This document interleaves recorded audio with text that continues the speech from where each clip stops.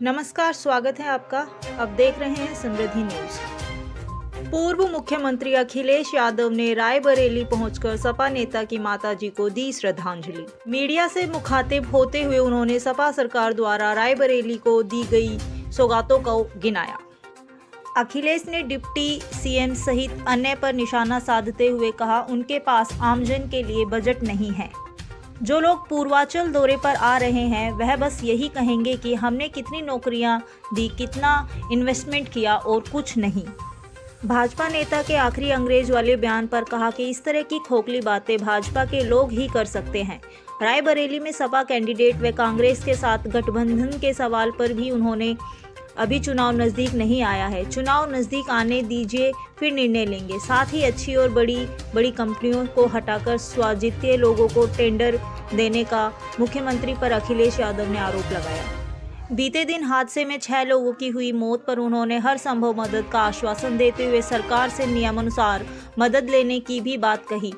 पानी से चलने वाले जहाज के बारे में उन्होंने कहा, पिछले 17 सालों से यह जहाज चल रहा है, बस कुछ जोड़ दिया गया और भाजपा कहने लगी है मेरा जहाज है। अभी तक गंगा में आरती होती थी, लेकिन अब सुनने में आ रहा है कि जहाज में बार भी चलता है। यह तो भाजपा वाले ही बता सकते हैं कि धार्मिक स्थान पर क्या चल रहा है। भाजपा वाले झूठ बोलने में माहिर है। राजभर के बयान पर कहा गया, यह भाजपा की जुबान है, भाजपा वाले ही ऐसे बोलते हैं। जो दुख आया है वो सहने की शक्ति बनी है और कहीं न कहीं उनका जहाँ भी हो, वो जिस भी स्थान में हो, वहाँ से आशीर्वाद इस परिवार को मिलता है। रायबरेली कई बार हम लोग आए हैं। पिछले चुनाव के लिए मैं धन्यवाद देता हूँ रायबरेली की जनता को कि जिसने हमें बड़ी संख्या में सीटें जिताने का काम किया। कुछ ही सीटें पीछे रह गए, वरना 100% समाजवादी पार्टी यहाँ पर जीत गई थी। मैं यहाँ की जनता का धन्यवाद देता हूँ। मनोज जी हमारे साथ सदन में हैं, बहुत बड़ी भूमिका है और जिस सदन में सरकार बहुमत की हो, उस सदन में अपनी बात को रखना और जो परंपराएं हैं उनको निभाना। मनोज जी हमारे साथ लगातार जो विधानसभा की कार्यवाही उसमें सहयोग कर रहे हैं। सरकार नहीं बनी, सरकार बनी होती तो समाजवादी पार्टी का जो घोषणा पत्र था वो पूरा का पूरा लागू होता। और आज जब हम परिस्थितियां देखते हैं, इस भारतीय जनता पार्टी की 2 सरकारों के चरम सीमा पर महंगाई है, चरम सीमा पर बेरोजगारी है, न्याय की कोई उम्मीद नहीं कर सकता। किसान को जब डीएपी खाद की जरूरत है, किसान को उपलब्ध नहीं हो पा रही। हर कीटनाशक दवाई से लेकर के हर चीज किसान की महंगी हो गई और पैदावार को जो मूल्य मिल जाना चाहिए था वो नहीं मिल पा रहा है। और यही भारतीय जनता पार्टी जब इन्हें वोट चाहिए था तो जनता को भरोसा दिलाया था कि 2022 तक किसानों की आय दोगुनी हो जाएगी। हमारा आपका कैलेंडर बदल गया, 2023 आ गया, लेकिन भारतीय जनता पार्टी अभी भी 2022 में ही है और उनके लिए 2022 आएगा ही नहीं, क्योंकि अगर 2022 उनका आ जाएगा तो उन्हें किसानों का आय दोगुनी कैसे होगी उसका जवाब देना पड़ेगा।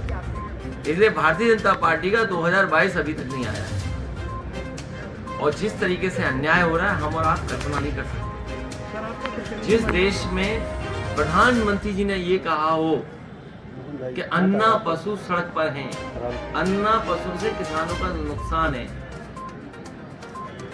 उस प्रदेश में कोई न कोई एक्सीडेंट हो रहा है, किसी न किसी का जान जा रही है। इतनी टकराने से, एक्सीडेंट से किसानों की कहीं भी जान नहीं गई होगी जितनी उत्तर प्रदेश में गई है जान, अन्ना जानवरों की वजह से। इतना फसल का नुकसान भी कभी नहीं हुआ। और सोचिए, देश के प्रधानमंत्री जी ने कहा था, अगर ये सरकार देश के प्रधानमंत्री का नहीं सुन रही तो आखिरकार सरकार किसके लिए काम कर रही है? और इन्वेस्टमेंट तो ये केवल धोखा देना है। ये विदेश जो घूम आए हैं, ये केवल घूमने गए थे। और एमओयू कोई ऐसा नहीं कि इन्वेस्टमेंट आ गया है, और रायबरेली से बेहतर कौन समझेगा। ये केवल घूमने गए थे विदेश, और जनता को धोखा देने के लिए ये निवेश के कार्यक्रम शुरू किए। सर ये सरकार और अश्लीलता उससे फैलाई जा रही है। नहीं, अश्लीलता तो बीजेपी फैलाती है। ये आपको कहना चाहिए, नहीं, बीजेपी बड़ी होशियार पार्टी है, इतनी होशियार पार्टी है जिसकी आप और हम कल्पना नहीं कर सकते। जनता इन्हें चाहती नहीं है, महंगाई का जवाब नहीं देना चाहते, बेरोजगारी का जवाब नहीं देना चाहते हैं, और जब इसके जवाब खत्म हो जाते हैं तो ये महिलाओं से कुछ न कुछ ट्वीट करवाते हैं। जीत कैसे और जाते हैं? अगर कोई विरोध हम करें, उसका जवाब दे दें, तो पुलिस को आगे कर देते हैं। जिस तरीके से पूरे उत्तर प्रदेश में ब्लॉक प्रमुखी, जिला पंचायत, विधान परिषद चुनाव लूटे गए थे, अगर आप विरोध करने गए होंगे तो आप पे मुकदमे लगवा दिए गए। इसी तरह ट्विटर पर आप लड़ रहे थे, लड़ते लड़ते लड़ते लड़ते सब सीमाएं लांघ गया, और जब उसमें भी आप हार गए तो आपने क्या इस्तेमाल किया? पुलिस को इस्तेमाल किया, एफआईआर को इस्तेमाल किया। आप पत्रकार साथी हैं, आप सब जानते हो, अगर थोड़ी खबर भी आप सच्ची दिखा दोगे तो हो सकता है एफआईआर का डर आपके अंदर भी पैदा कर दे। आपकी सरकार में भी रहा। अभी जल्दी आपके 2 प्रतिनिधि मंडल आए थे, 2 मामले, एक डी कमल का था, एक सोनू ढाबा का। क्या आपको बताया गया? देखिए, सोनू ढाबा के परिवार के लोगों से मैं मिला, वो समाजवादी परिवार है। इससे पहले भी हमारी पार्टी के लोग भी आए हैं, चाचा भी यहाँ होकर के गए हैं। सोनू ढाबा एक एग्जाम्पल है। ये बीजेपी चाहती है कि इनके भी नक्शे चेक हो जाएं। ये सोनू ढाबा इसलिए गिराया गया है, एक तो ये पावर का एहसास दिलाना चाहते हैं कि देखिए आप समाजवादी पार्टी के हैं, आपका ये तोड़ दिया जाएगा। और ये बताना चाहती है बीजेपी कि अगर हम गैर कानूनी तोड़ सकते हैं तो आपको भी अधिकार है, आप भी सरकार में आना, गैर कानूनी तोड़ देना। अब सवाल ये आता है कि नक्शे कितनों के पास हैं। अगर रायबरेली में भी आप जांच करने निकल पड़े तो हो सकता है कि बहुत सारे लोगों के नक्शे पास नहीं होंगे, और जिन नियमों में पास होने चाहिए उन नियमों का भी उल्लंघन होगा। इसलिए बीजेपी चाहती है कि उनके लोगों के भी इसी तरह बुलडोजर चल जाए। 24 में क्या रहेगा? 24 में क्या रहेगा समाजवादी पार्टी में?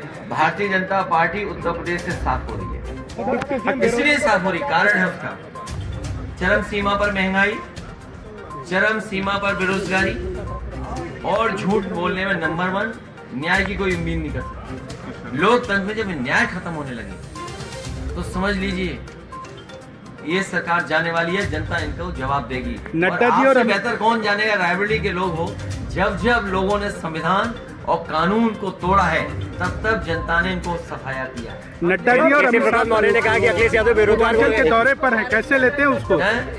अमित शाह और नड्डा पूर्वांचल के दौरे पर हैं, पर अटैक करते हुए उनको आखिरी अंग्रेज का है, उसको लेकर आप क्या सोच रहे हैं? देखिए, ये भारतीय जनता पार्टी के लोग जब एक खोखले हो जाते हैं तब व्यक्तिगत लड़ाई लड़ते हैं। व्यक्तिगत लड़ाई नहीं लड़नी चाहिए। और ये देश विदेश इन्हें जवाब नहीं देना है बेरोजगारी का, और जो सरकार सब चीजें बेच दे, जो सरकार सबको बेच दे, और अगर इस तरह की भाषा भारतीय जनता पार्टी के लोग इस्तेमाल कर रहे हैं तो आखिरकार ये विदेश जाके इन्वेस्टमेंट क्यों लाना चाहते हैं? ये विदेश से इन्वेस्टमेंट भी चाहते हैं और विदेश के पे इस तरह की टिप्पणी भी करेंगे। और मैं एक बहुत अच्छा एग्जांपल देना चाहता हूं आपसे। अभी कुछ दिन पहले मैंने एक टीवी चैनल पे इंटरव्यू दिया था, तो हमारे सैफई के मेडिकल कॉलेज को जो टेंडर दिया गया था वो दिया गया था शाहपुर जी पार्लर जी, सबसे बड़ी कंपनी है, और मुझे याद है वो उत्तर प्रदेश में काम नहीं करना चाहती थी कंपनी।